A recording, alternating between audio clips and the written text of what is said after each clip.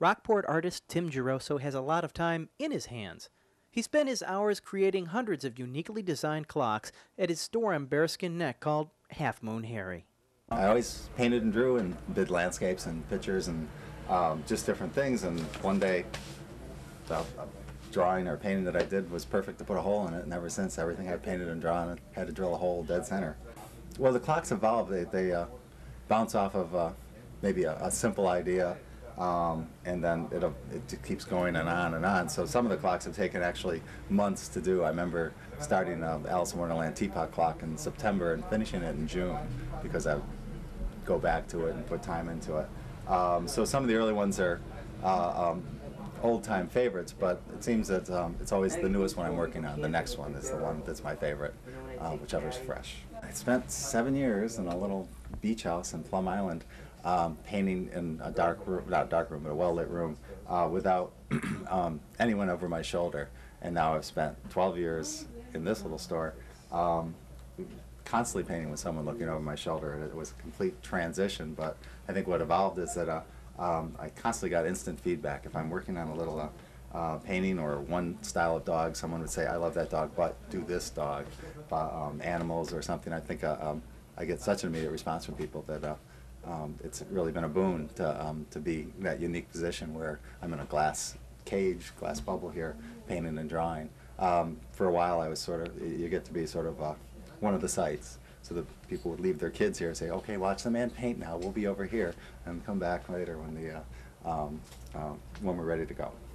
The Dragonfly Clock evolved from just wanting to do Dragonfly, doing a lot of research, going to one of the best resources I found is the Children's Library picture books. Then from there, though this is a butterfly, this is carrying it to the painted stage, all the detail work, working in different paints and washes and lots of inks and fine lines. Then to a next stage of being the scanning the whole thing into a computer and playing around with the colors and the numbers and the little more fine embellishments that the computer does best. But the control and some of the variations of hand painting just isn't always there in a computer. And then that'll carry over into the final clock stage. And this is actually printed right off the computer station of my own, and then carried through to being a clock, which is dry mounted and laminated and clock parted to the board. Another idea we've been playing around with is took the original artwork from the center of this, scanned it in, and then are using the computer to do both the outside border and to basically change all the lettering that you see each and every time. It's a birth announcement clock. It features the full name, the time of birth, the length, the weight, and the date of the birth, which is pretty unique and actually an awful lot of trouble. But it's really fun to see the response. The latest project actually started with a doodle.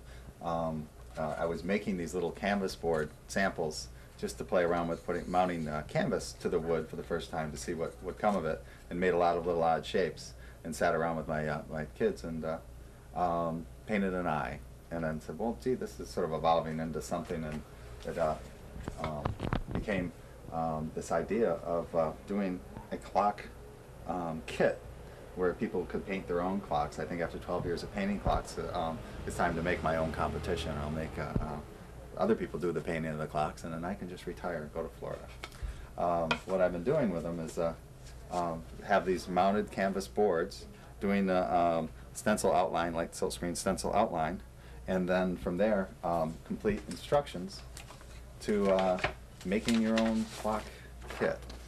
Well, the name Half Moon Harry, my wife Lori and I were sitting around, we were trying to make a decision about first to have a store, what kind of store, and then the ultimate big decision, what kind of name do you give a store that you're going to make as eclectic as you can.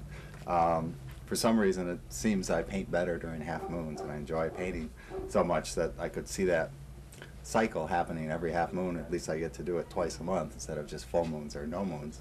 So we knew that was going to be in there, and Harry just sort of evolved, and the biggest question I've asked is, are you Harry, for Half Moon Harry? And all I can say is that he's the guy that hangs off the moon from our logo. The real success of Half Moon Harry as a store is the blend we have of Lori Jo, my wife, as the buyer and the chief display person and the real heart of the store. She makes the cohesive whole work of all the strangeness seems to gel. Nothing really fits out of place, yet nothing should go together. Somehow she seems to pull it all off and make it so that people say, gee, I've been in a pretty strange place, thanks very much, when they come into the store. We started it together 12 years later. We're still here. So it's been a fun ride. It's been quite enjoyable.